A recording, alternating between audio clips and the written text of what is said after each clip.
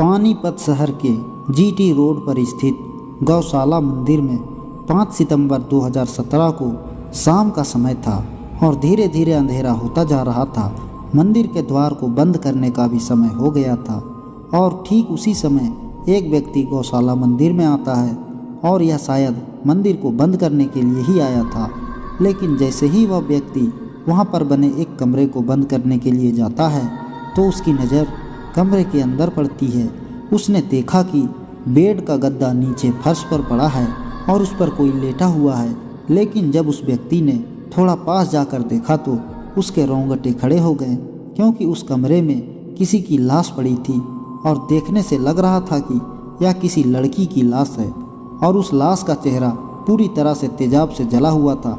इसके बाद उस व्यक्ति ने तुरंत फ़ोन करके इस घटना की सूचना पुलिस को दी और फिर नज़दीकी पुलिस स्टेशन से पुलिस की एक टीम मौके पर पहुंची। लेकिन जब पुलिस ने उस शव को देखा तो पुलिस तुरंत समझ गई थी कि कातिल ने लाश के चेहरे को तेजाब से इसीलिए जलाया है ताकि लाश की पहचान ना हो सके। पुलिस को यह भी लग रहा था कि शव के आसपास से उसकी पहचान और कातिल का कोई सुराग या सबूत मिलना बहुत मुश्किल है। लेकिन फिर भी पुलिस अपनी जांच को आगे बढ़ाती है और शव के आसपास छानबीन करती है और पुलिस को हैरानी तब हुई जब बड़ी आसानी से उन्हें घटनास्थल से एक मोबाइल फ़ोन, आधार कार्ड और एक कॉलेज का आईडी कार्ड बरामद हो गया। आधार कार्ड से पता चला कि मरने वाली लड़की का नाम ज्योति है और यह पानीपत के बराना नामक गांव की रहने वाली है। कॉलेज के आईडी कार्ड पर भी ज्योति का नाम लिखा हुआ था। वह आर्य कॉलेज में बीए फाइनल ईयर की छात्रा थी। इन पहचान पत्रों से तो यही लग रहा था कि शव इसी लड़की का है और फ़ोन भी ज्योति का ही लग रहा था। और फिर उसी समय ज्योति के घर का फ़ोन नंबर भी मिल जाता है और उसके बाद पुलिस ज्योति के घर फ़ोन करती है। और इधर ज्योति के घर वाले भी बहुत परेशान थे, क्योंकि ज्योति सुबह 9 बजे कॉलेज गई थी और अब शाम हो चुकी थी, लेकिन वह अपने घर नहीं लौटी थी। खैर, जब पुलिस ने ज्योति के घर फ़ोन किया तो ज्योति के घर वालों में से किसी ने पुलिस से फ़ोन पर बात की। पुलिस ने उन्हें बताया कि गौशाला मंदिर में एक लड़की का शव मिला है और उसके पास से ही हमें ज्योति नाम की लड़की का आईडी कार्ड और मोबाइल भी मिला है। ज्योति के घर वाले तो पहले ही परेशान थे और यह खबर सुनते ही वह लोग तुरंत पुलिस की बताई हुई जगह पर पहुंचे। और जब रामपाल ने गौशाला मंदिर पहुंचकर कमरे में पड़े शव को देखा तो वह फूट फूट कर रोने लगे, क्योंकि वह शव उनकी बेटी ज्योति का था। शव की पहचान ना हो सके, इसीलिए हथियारों ने तेजाब डालकर बड़ी ही बेरहमी से ज्योति के चेहरे को बुरी तरह से झुलसा दिया था, क्योंकि लड़की का चेहरा तो पहचान करने के लायक नहीं था। लेकिन कपड़ों से और घटनास्थल से बरामद हुई चीज़ों से घर वालों ने पहचान लिया कि यह उनकी बेटी ज्योति ही है। शव के शिनाख्त हो जाने के बाद पुलिस द्वारा उसे हॉस्पिटल में भिजवा दिया जाता है। इसके बाद पानीपत के चांदनी बाग पुलिस स्टेशन में ज्योति की हत्या का केस दर्ज किया जाता है। इसके बाद पुलिस ने उस शव के फ़ोटोज भी लिए, क्योंकि यह बाद में इन्वेस्टिगेशन में काम आ सकते थे। और फिर अगले दिन यानी 6 सितंबर को शव को पोस्टमार्टम के लिए हॉस्पिटल भिजवा दिया गया। इसके बाद रामपाल की ओर से हत्या का मुकदमा दर्ज करके इस केस की जांच शुरू कर दी गई।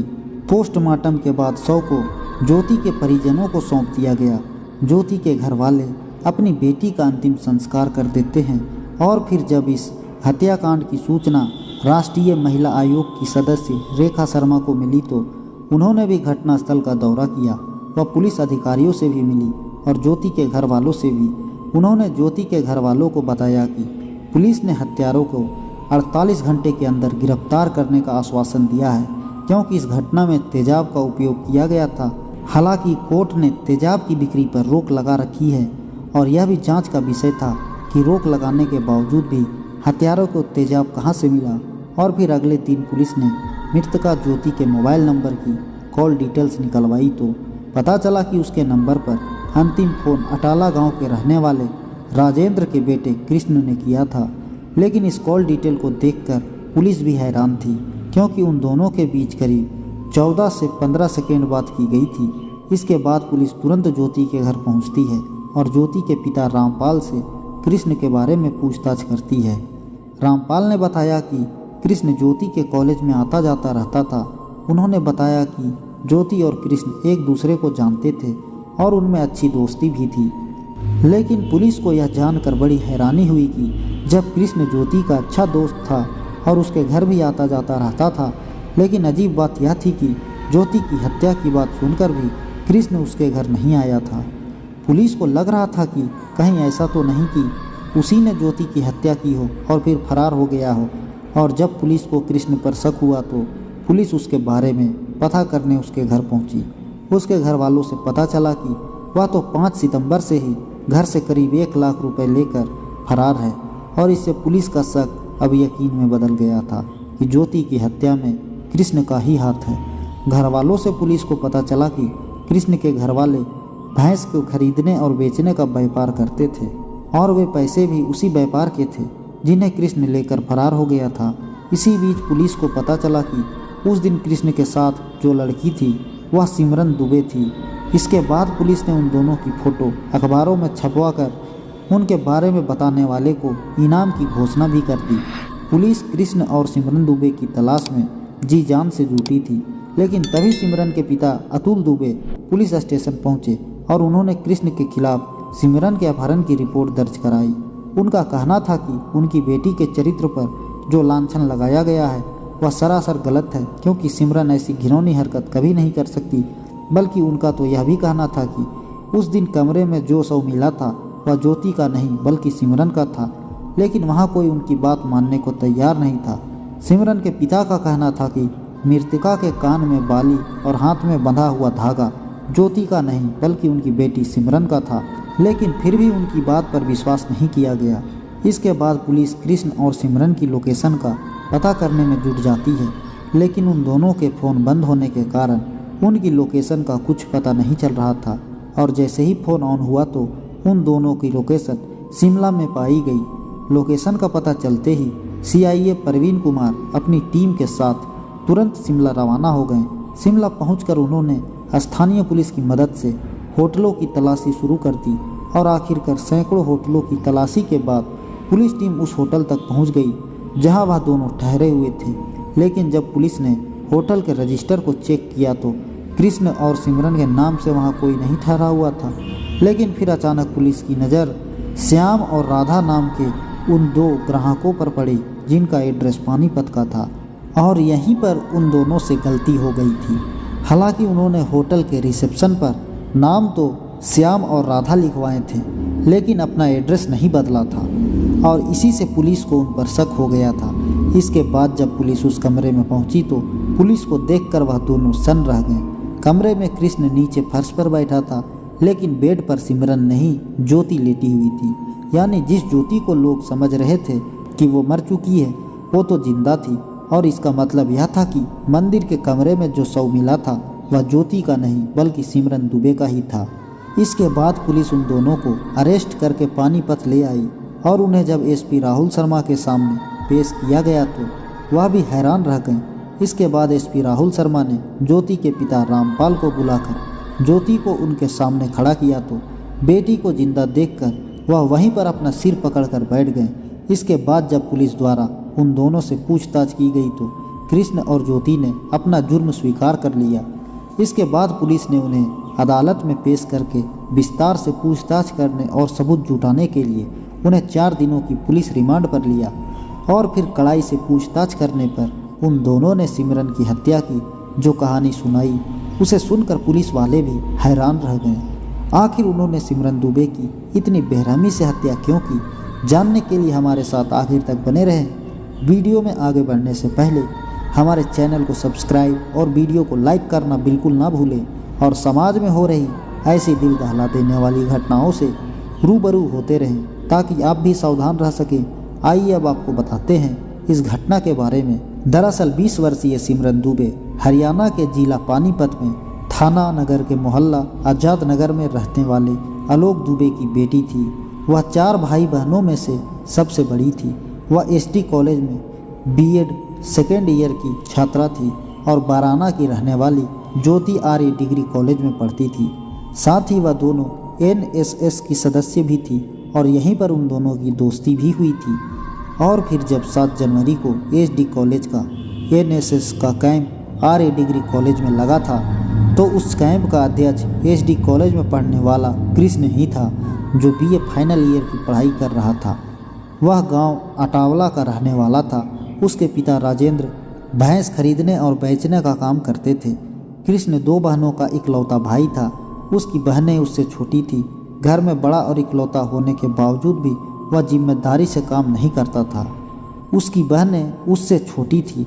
घर में कृष्ण बड़ा और इकलौता होने के बावजूद भी वह जिम्मेदारी से काम नहीं करता था। पुलिस के अनुसार जब कृष्ण स्कूल में पढ़ता था तब भी उसने खुद के अपहरण का ड्रामा रचा था। वह दिन भर इधर उधर घूमता रहता था और फिर आर्य कॉलेज में कैंप लगाने के दौरान उसकी मुलाकात सिमरन और ज्योति से हुई थी और ज्योति पहली ही नज़र में कृष्ण की मासूमियत को देखकर उससे प्यार करने लगी थी और कृष्ण ने ज्योति के दिल की यह बात जान ली थी। कृष्ण को भी ज्योति पसंद आ गई थी। इसके बाद तो उन दोनों की अक्सर मुलाकातें होने लगी थी और फिर जल्द ही उनकी यह मुलाकातें प्यार में बदल गई। दोनों एक दूसरे से दीवानगी की हद तक प्यार करने लगे थे। अब उन्हें लगने लगा था कि वो दोनों एक दूसरे के बिना बिल्कुल भी नहीं रह सकते हैं, इसीलिए वह दोनों शादी करने का फैसला करते हैं। लेकिन ज्योति और कृष्ण की जातियाँ अलग अलग थी, इसीलिए ज्योति जानती थी कि उसके घर वाले कभी भी कृष्ण से उसकी शादी नहीं करेंगे। लेकिन ज्योति कृष्ण से इतना प्यार करने लगी थी कि वह कृष्ण के बिना रह नहीं सकती थी और इधर कृष्ण का भी यही हाल था। इसीलिए उसने ज्योति से भाग चलने को कहा, लेकिन ज्योति ने घर वालों की बदनामी के कारण भागने से मना कर दिया। इसके बाद उन्होंने एक साथ रहने के बारे में सोच विचार किया तो उनके दिमाग में एक आइडिया आया कि क्यों ना हम अपनी कद काठी के 2 लोगों की हत्या करके उनके चेहरे तेजाब से इस तरह से झुलसा दें कि कोई भी उन्हें पहचान ना सके। इसके बाद वह अपने कपड़े उनको पहनाकर अपने आई कार्ड और फ़ोन वहीं पर छोड़ देंगे, जिससे लोगों को यही लगेगा कि उनकी हत्या हो चुकी है। क्योंकि ज्योति की सहेली सिमरन दुबे उसकी कद काठी की ही थी। वह उसे जहाँ बुलाती थी वह वहाँ आ जाती थी। इसीलिए उन दोनों ने सिमरन की हत्या की योजना बनाई और अब कृष्ण के कद काठी के लड़के को ढूंढना था, तो कृष्ण के लिए यह कोई मुश्किल काम नहीं था। इसके बाद 5 सितंबर को कृष्ण ने अपने ही कॉलेज में पढ़ने वाली ज्योति की सहेली सिमरन को जीटी रोड पर स्थित गौशाला मंदिर के कमरे में एक नाटक की रिहर्सल करने के बहाने से बुलाया। इसके बाद कृष्ण ने बीएससी फाइनल ईयर के छात्र घड़ी राजू के रहने वाले मंजीत को भी कैंप के बहाने उसी जगह पर बुलाया। कृष्ण ने उससे कहा कि वहाँ मिलिट्री के ऑफिसर भी आएंगे, लेकिन संयोग से मंजीत फॉर्म भरने की बात कहकर कॉलेज वापस चला गया और जब दूसरी बार वह वहाँ पर पहुँचा तो गौशाला का कमरा बंद था। लेकिन तब तक सिमरन की हत्या की जा चुकी थी, यानी मंजीत की तो जान बच गई थी, लेकिन सिमरन कृष्ण और ज्योति के जाल में फंस गई। सिमरन दुबे जब गौशाला मंदिर में पहुंची तो कृष्ण और ज्योति वहां पहले से ही मौजूद थे। इधर कृष्ण ने गौशाला मंदिर में पहुंचने से पहले ही कोल्ड ड्रिंक में नींद की गोलियां और तेजाब का प्रबंध कर रखा था और उन्हें वह अपने बैग में छिपा कर लाया था। इसके बाद कृष्ण ने सिमरन को नींद की गोलियां मिली कोल्ड ड्रिंक पीने को दी तो सिमरन ने उन दोनों को भी कोल्ड ड्रिंक पीने को कहा, लेकिन उन दोनों ने यह कहते हुए कोल्ड ड्रिंक पीने से मना कर दिया कि हमने तो अभी अभी पी है। कोल्ड ड्रिंक पीने के थोड़ी देर बाद सिमरन की आंखें बंद होने लगी और फिर वह नीचे फर्श पर लेट गई। इसके बाद ज्योति ने उसके दोनों पैर पकड़े और कृष्ण ने बड़ी ही बेरहमी से सिमरन का गला घोंट दिया। सिमरन को मौत के घाट उतारने के बाद ज्योति ने उसे अपने कपड़े पहनाए और फिर सिमरन के चेहरे पर तेजाब डालकर उसका चेहरा बुरी तरह से झुलसा दिया और यह साबित करने के लिए कि वह ज्योति है, उसने अपना आई कार्ड और मोबाइल फ़ोन सिमरन के शव के पास ही छोड़ दिया ताकि लोग उसे ज्योति समझे। सिमरन की हत्या करने के बाद ज्योति और कृष्ण कमरे से बाहर आए और वहां से ऑटो में बैठकर पानीपत रेलवे स्टेशन पर पहुंचे, लेकिन उस समय वहां पर कोई ट्रेन नहीं थी, इसीलिए वह दोनों बस स्टैंड चले गए। फिर वहां से चंडीगढ़ की बस पकड़कर वह अगले दिन जीरकपुर पहुंच गए और फिर अगले दिन अखबार में ज्योति की हत्या की खबर छपी तो वह दोनों निश्चिंत हो गए थे कि अब हत्या करने का शक सिमरन पर क्या जाएगा। इसके बाद उन्होंने जीरकपुर से परुलकर वहां से शिमला पहुंच गए। वहां उन्होंने शिमला बस स्टैंड के नज़दीक रॉयल होटल में कमरा ले लिया, लेकिन उन्हें इस बात का अंदाज़ा बिल्कुल भी नहीं था कि पुलिस भी उनके पीछे पड़ी है। इधर पुलिस उनकी तलाश में 2 घंटे के भीतर शिमला के सैकड़ों होटल छान मार रही थी। इसके बाद पुलिस रॉयल होटल में पहुंची, क्योंकि पुलिस को कमरा नंबर तो पता नहीं था, लेकिन फिर भी आधे घंटे की मशक्क़त के बाद पुलिस ने एक कमरे के अंदर से कृष्ण और ज्योति को अरेस्ट कर लिया। ज्योति के जिंदा बरामद होने के बाद सिमरन के घर वाले अपनी बेटी की हत्या के शोक में डूब गए।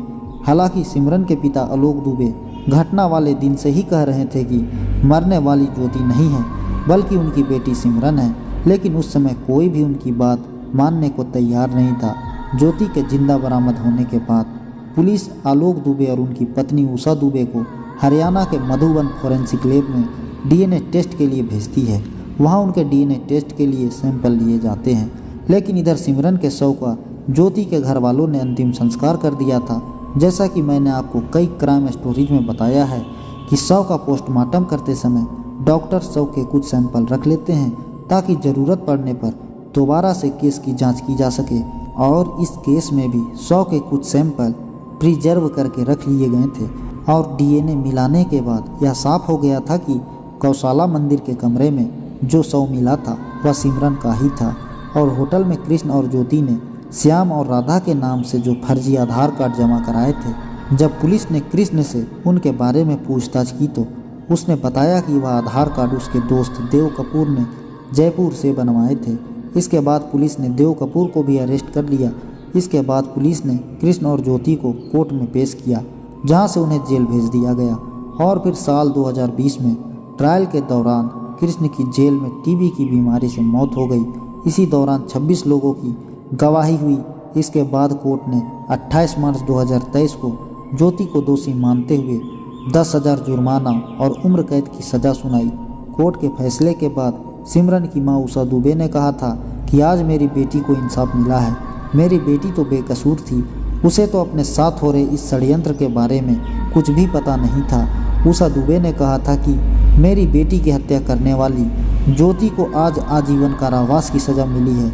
आज मैं बहुत खुश हूँ क्योंकि उसने मेरी मासूम बेटी की हत्या की है। दोस्तों, इस घटना को सुनाने का उद्देश्य किसी का दिल दुखाना नहीं है, किसी को परेशान करना नहीं है, बल्कि आपको जागरूक करना है, आपको सचेत करना है। दोस्तों, इस पूरी घटना के बारे में आपकी क्या राय है कमेंट बॉक्स में ज़रूर बताएं, और अगर हमारी मेहनत पसंद आई हो तो इस वीडियो को लाइक करते हुए शेयर भी जरूर करें। अगर आपने अब तक चैनल को सब्सक्राइब नहीं किया है तो हमारे चैनल को सब्सक्राइब कर लीजिए। Thanks for watching.